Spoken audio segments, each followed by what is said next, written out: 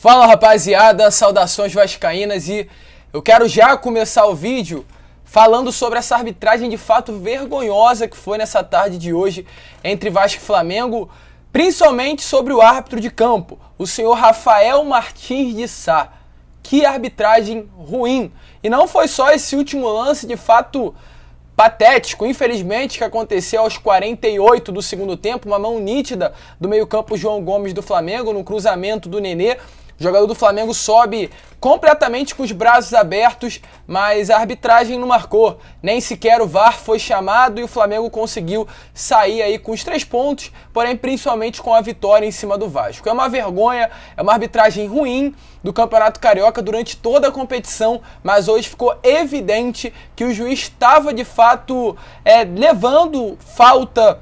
levando ali todas as marcações apenas para um lado.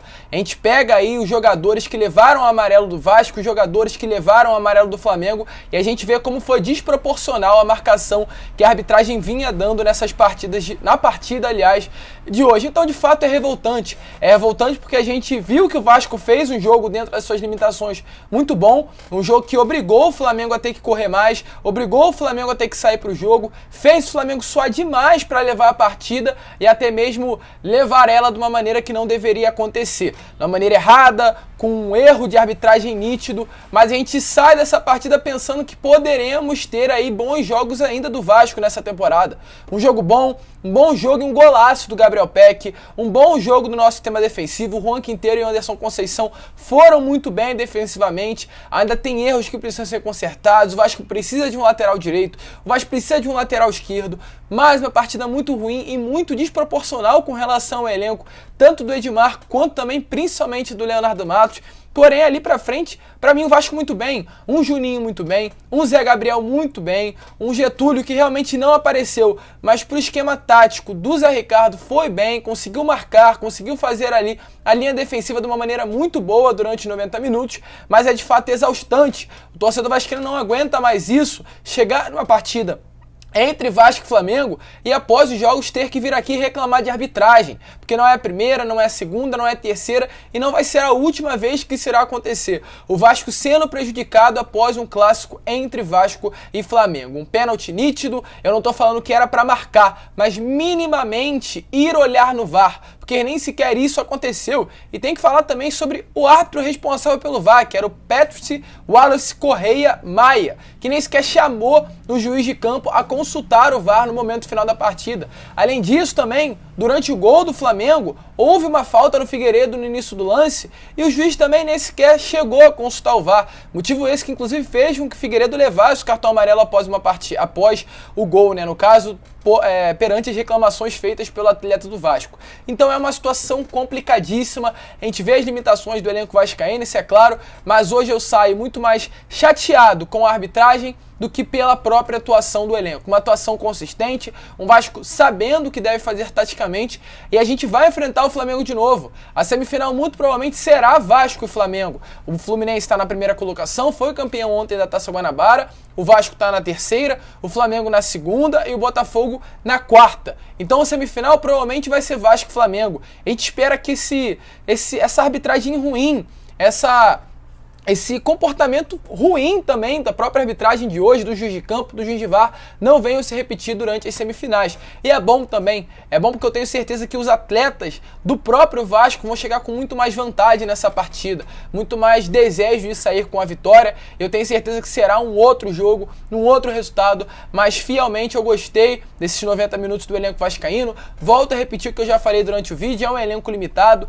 Eu, você, todos nós torcedores vascaínos sabemos disso, ainda mais perante o elenco que é o do Flamengo, querendo ou não, um elenco caro, um elenco milionário, e mesmo assim o Vasco conseguiu fazer frente, o Vasco conseguiu fazer um jogo bom, o Vasco conseguiu, com as suas limitações, fazer com que o Flamengo saísse da sua zona de conforto e tivesse que suar para ganhar do Vasco. Um gol no final do Arrascaeta, um chute achado, que o Flamengo não estava conseguindo entrar no sistema defensivo do Vasco, né? O Thiago Rodrigues nem sequer teve trabalho hoje, foi realmente 2 lances difíceis de defender, o gol do Arrascaeta no final, que para mim era um lance defensável, mas foi uma bola um bom chute, de fato, do jogador e o primeiro gol que era indefensável. Fora isso, o Thiago Rodrigues pouco defendeu, o Hugo teve muito mais trabalho, né, com aquela defesaça que ele fez no primeiro tempo, numa cabeçada, se eu não me engano, do Anderson Conceição ou do Zé Gabriel.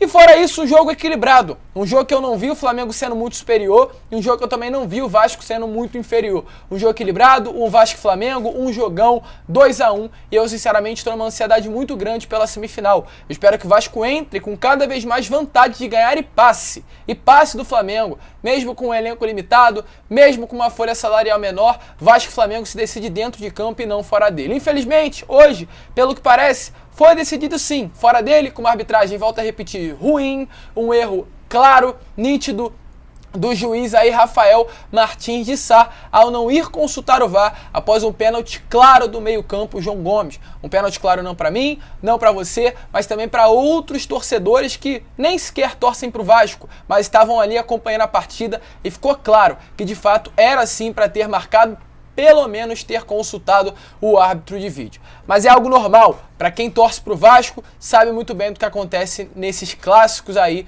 entre Vasco e Flamengo. Agora, o foco é quarta-feira, Vasco e Juazeirense lá na Bahia, um jogo que também não será fácil pela segunda fase da Copa do Brasil, um jogo que vale aí milhões, né, porque o Vasco ganhando passa de fase, cai mais uma grana na conta do Vasco.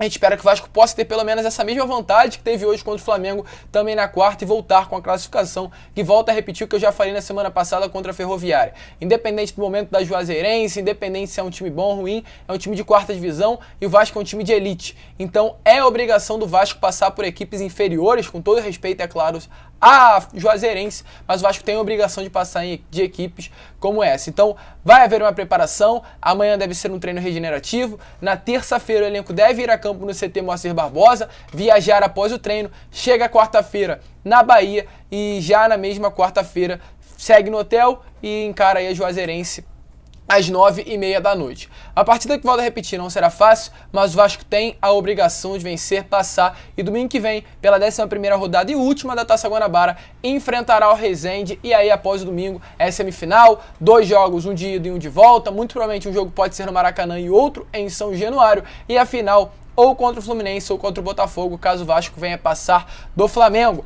Mas tratando de hoje, volto a repetir, uma partida equilibrada, destaques individuais, na minha opinião, foi um destaque do Juninho, que foi muito bem no primeiro tempo, comandou de fato ali as ações ofensivas do Vasco, era o diferencial, o quebra-linhas ali no meio campo do Cruz Maltino.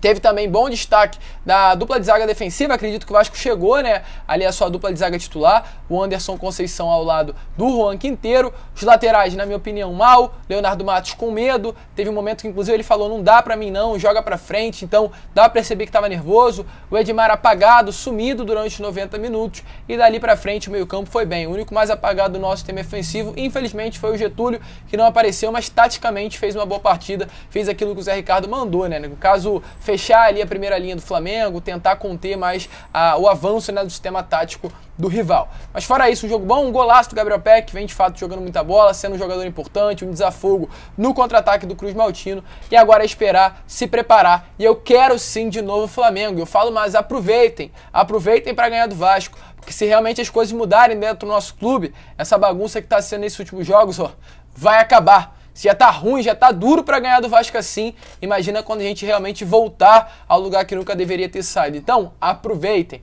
Eu vejo vocês na semifinal e por parte aqui da torcida do Vasco, não há medo nenhum em encarar o Flamengo, muito pelo contrário, depois do jogo de hoje a gente teve a certeza que dá para passar, dá para ganhar e chegar na final a buscar esse título carioca. Volto a repetir, com as suas limitações que o elenco do Vasco tem, é, querendo ou não, um elenco de segunda divisão. Mas se tiver esse comportamento, esse brilho nos olhos de conquistar a vitória, de passar, de vencer, a gente pode ter um ano melhor nesse 2022. E esse foi o vídeo, rapaziada. Se curtiu, deixem o seu like, se inscrevam e amanhã às 11 horas da manhã retornaremos com mais um conteúdo para vocês. Um grande abraço a todos, vamos que vamos e, é claro, saudações vascaína.